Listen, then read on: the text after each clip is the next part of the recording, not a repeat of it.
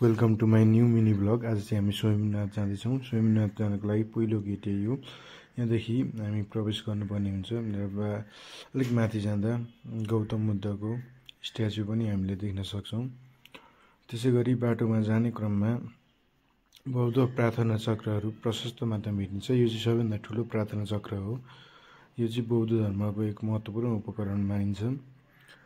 त्यसै गरी जाने क्रममा हामीले चाहिँ यहाँ टिकट काट्ने ठाउँमा आइपुग्छौँ र यहाँ एउटा इनार पनि छ र त्यहाँ मान्छेहरूले पैसा चढाउने गर्छन्।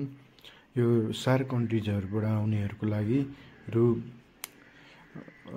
50 लाग्छ भने सारदेखि अन्य देशहरूबाट आउनेको लागि रु 200 लाग्छ। त्यसै गरी अलिक माथि गएपछि सिँढी चढ्दै यो हामी फाइनल्ली स्वयंनाथ पुग्छौँ र स्वयंनाथ चाहिँ प्राय देशभन्दा पनि अन्य विदेशी पर्यटकहरू बढी मात्रामा भेटिन्छ। यसलाई मङ्की टेम्पलको रूपमा पनि चिन्न सकिन्छ। यहाँ प्रशस्त मात्रामा बाँदरहरू आउने गर्दछन्।